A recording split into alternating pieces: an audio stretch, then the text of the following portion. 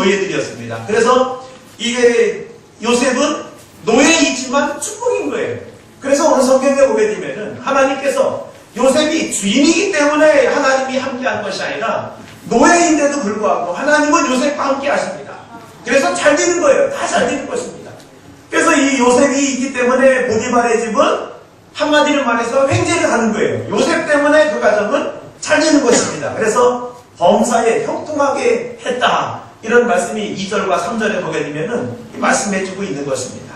그래서 이 보디발은 요셉을 지켜보니까 요셉이 하나님이 그에게 복 주시는 걸 보았습니다. 그래서 여기에 3절에 보니까 이 요셉을 보니까 하나님이 요셉에게 복을 주시거든요. 그래서 이 보디발은 노예들인데 그 노예들이 어떻게 생활하는지, 어떤 말을 하면서 사는지, 어떻게 사는지를 지켜보고 있었어요.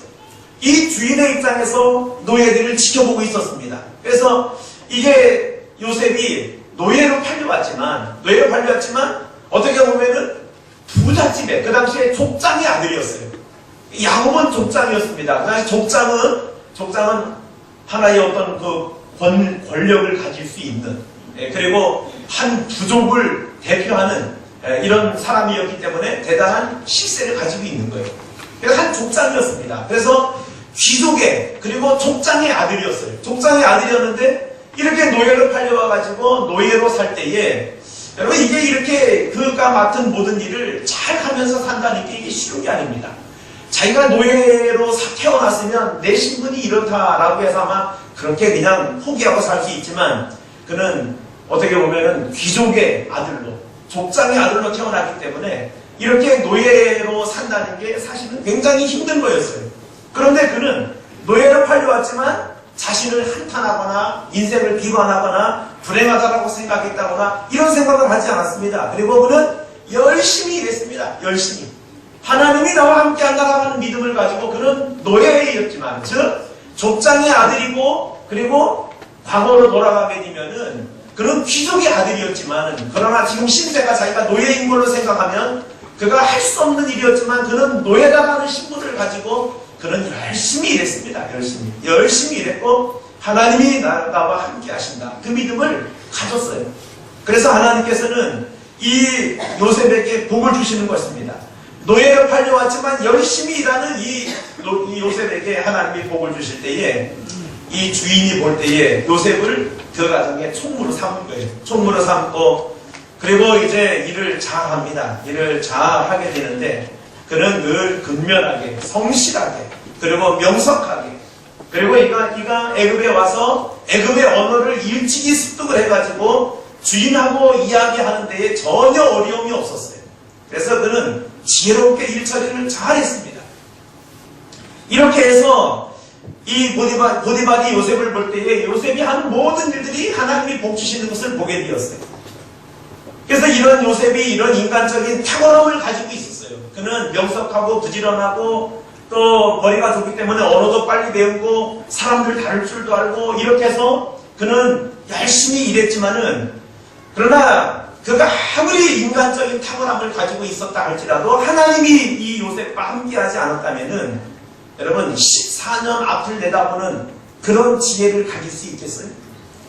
요셉이 아무리 그가 탁월한 사람이라 할지라도 14년의 앞날을 내다보는 선견지명을 가질 수 있는 사람은 못 되는 것입니다.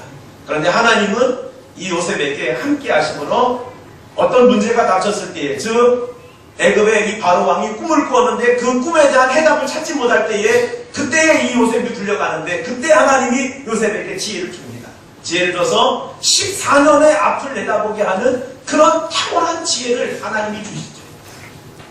저는 우리 성도님들, 우리가 요즘에 우리 성도님들 농사를 다 지어서 이렇게 이제 거둬들이고 있는데 여러분 우리 성도님들 보면 농사를 참 잘하더라고요. 벼농사에 대해서 박사고요. 그 다음에 밭농사, 논농사 이런 모든 농사에는 우리 여러분들이 탁월한 걸 알았어요. 저는 제가 살았던 그곳에는 뭐 논이 그냥 조금 합니다. 이렇게 다 뭐 대단위로 이렇게 되어 있는 논들이 별로 없어요.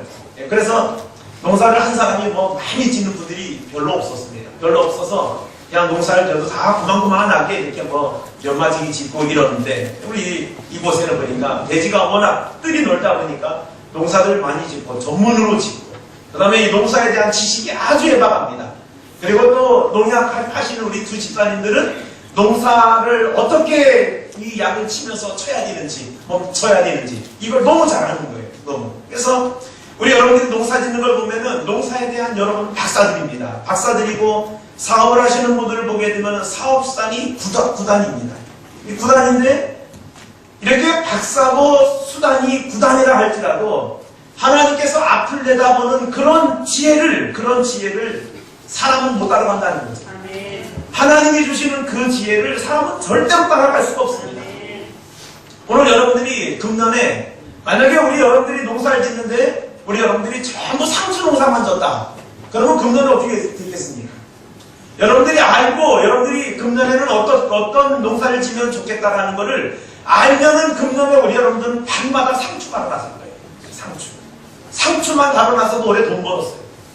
근데 우리는 어떻습니까? 우리는 늘 그냥 하던 대로의 농사입니다.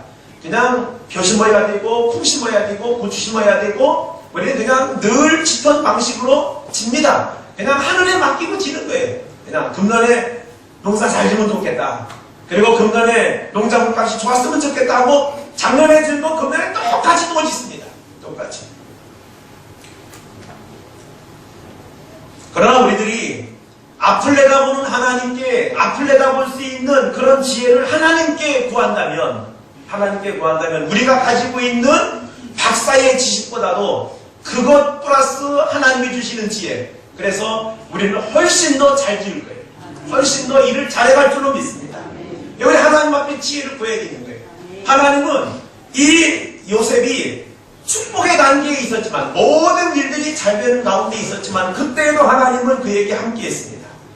그래서 축복을 향해 가는 사람들은 인간적인 누이를 갖고 있지만, 그러나 더 결정적인 누이는 신적인 누이라는 거예요. 신적인 누이. 우리가 신적 요인이 우리에게 있어야 되는 것입니다. 이 당시에 이방인이었던 보디발도 요셉을 보니까 하나님이 저와 함께 하니까 복을 받는구나 하는 걸 이방인도 알았어요. 하나님을 믿지 않는 이방인도 그것을 알았습니다. 그래서 요셉에게 다 맡겼어요. 내 부인만 손대지 말고 내 가정에 있는 모든 것은 네가 알아서 해라. 왜? 그가 하는 모든 일들이 복을 받는 걸 보았기 때문입니다. 여러분, 이렇게 이방인들도 이렇게 믿는 사람, 축복의 사람에게 맡기면 잘 된다는 것을 알고 자기의 가정에 있는 모든 것을 다 맡겼는데, 여러분, 우리는 하나님 믿는 사람들이에요. 우리는 하나님 믿는 사람들인데, 우리도 하나님 앞에 우리 다 맡기고 살아가는 것이 오히려 우리에게 은혜고 축복이 될 줄로 믿습니다. 이 요셉을 보니까 하나님이 그에게 복을 주는 걸 눈에 보이는 거예요. 그래서 다 맡겼어요. 이 사람에게 맡기면 이득이 생기고 요셉에게 맡기면은 확실하다. 이걸 믿고서는 다 맡겼던 것입니다. 여러분, 우리는 하나님께 맡기면은 하나님이 다 책임져 주십니다. 하나님께 맡기고 살아가는 그런 믿음이 우리에게는 있어야 되는 것입니다. 그래서 어떻게 됩니까? 여기에 이 말씀을 보게 되면은 이 보디발이라고 하는 사람은 요셉이 축복의 사람인 걸 알고 요셉을 축복합니다. 주인으로서 요셉을 축복하는 거예요. 그래서 다 맡기는 거예요. 이 마음대로 다 해요. 이 요셉에게 보디발은 축복을 해주는 것입니다. 창세기 12장에 보게 되면 하나님이 아브라함에게 약속을 하셨어요. 약속을 하시는데 이렇게 약속합니다. 12장 3절에 보면 너를 축복하는 자에게는 내가 복을 내리고 너를 저주하는 자에게는 내가 저주하니 땅의 모든 족속이 너로 인하여 복을 받을 것입니다. 그래서 하나님은 아브라함에게 너를 축복하는 자에게 내가 복을 내리고, 하나님이 약속을 했어요. 너를 저주하는 자에게는 내가 저주하겠다, 이렇게 약속을 했습니다. 여러분, 축복의 사람은 따라합니다. 입에 축복을 달고 산다. 아멘. 여러분, 복을 받는 사람들, 잘 되는 사람들은요, 입에다가 복을 달고 살아요. 복을 달고 삽니다. 그래서 항상 잘 되는 사람들을 보게 되면은 그의 입에서 하는 언어들이 다 복 받는 언어예요. 복 받는 언어. 잘 되는 언어들입니다. 보디발이 요셉을 축복하니까 하나님도 요셉을 축복하는 거예요. 그래서 39장 5절에 보게 되면은 하나님께서 다 이들에게 복을 주셨다고 했습니다.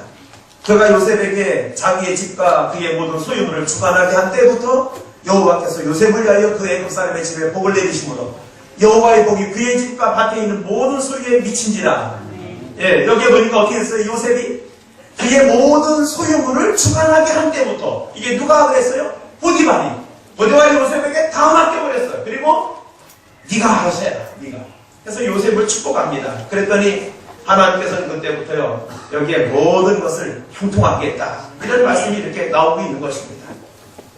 이렇게 했는데 이후로 이렇게 이제 나이를 이렇게 뭡니까? 이 성경 말씀을 읽어보게 되면은 세월이 흐르면서 이제 요셉이 나이를 먹습니다. 나이가 27이 됩니다. 27이 되는데 이 27이 되면서 어느덧 용모도 준수해졌다. 오늘 성경에 보게 되면 그럽니다. 용모도 준수해졌다. 26절에 뭡니까? 6절에 보게 되면 39장 6절에 보게 되면은 요셉은 용모가 빼어나고 아름다웠다. 이런 말씀이 있습니다. 하나님이 그에게 함께함으로 그의 하는 모든 일들도 잘 되었을 뿐만 아니라 그의 용모도 준수하게 변했어요. 준수하게.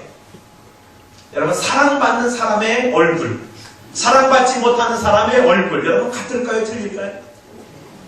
여러분 사랑받는 사람의 얼굴은 항상 얼굴이 밝고 빛이 납니다. 인상이 좋은 것입니다. 근데 늘 미움을 받고 늘 잘못됐다 이렇게 잘못된 이런 말을 듣고 사는 사람은 얼굴이 늘 어둡습니다. 하나님의 사랑을 받고 10년의 세월이 흘렀어요. 그랬더니 요셉의 용모가 어떻게 됐습니까? 아름답고 여기에 성경에 보니까 용모가 빼어나고 아름다웠더라.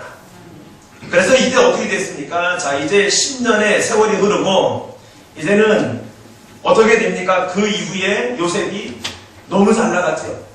10년 동안 잘 나가도 너무 잘 나갔습니다. 그리고 유혹을 받게 되는 것이에요. 유혹을 받는데 여러분 하나님은 잘 나가고 있을 때 요셉과 함께 했습니다. 그리고 지금 이제 이 6절 이후로 보게 되면은 요셉이 시험을 받고 있을 때에도 하나님은 그와 함께 하십니다. 함께 하는 것을 볼 수 있어요. 오늘 여기에 보게 되면은 이 본문의 내용을 보게 되면은 보디발도 요셉을 지켜보았고 보디발의 아내도 요셉을 지켜봅니다.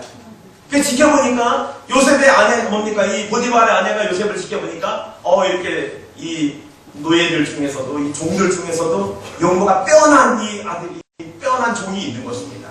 그래서 이제 이 어떻게 해요? 7절에 보니까 7절 한번 다 같이 읽어보겠습니다. 7절 다 같이 한번 읽어봅니다. 시작.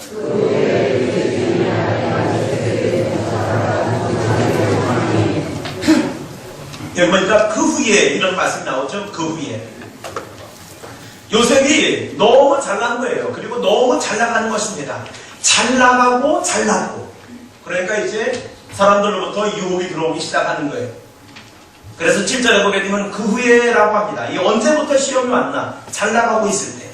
그래서 이거 보니까 너무 준수가 아니면 용모가 탁월한 거예요. 준수하고 아름다웠다. 그래서 이 보디발을 볼 때마다 보디발의 아내가 요셉을 볼 때마다 오늘 성경에 보니까 여기에 눈짓을 주었습니다. 눈짓하다가 동침하기를 청하니 그래서 눈짓했습니다. 눈으로 유혹하고 말로 유혹을 하는 거예요. 여러분 이렇게 39장에 이 당시에 이 내용이 기록되어 있을 이때에는 이때 애굽의 여인들, 애굽의 뭐 다는 아니지만 많은 여인들이 이 당시에는요 가정을 가지고 있었지만 그 아내들이 부인들이 굉장히 외도를 많이 했습니다. 외도를 많이 해서 그 당시에는 요셉이 살 이 당시에는 그 당시에 애굽의 여인들에 대해서 그 당시에 발견된 삽입, 즉 돌에 어떤 글들이 쓰여 있었느냐면은 애굽의 여인들은 수치를 모르는 여인들이다 라고 이렇게 기억이 될 만큼 그 당시에는 그 여인들이 많이 타락했어요.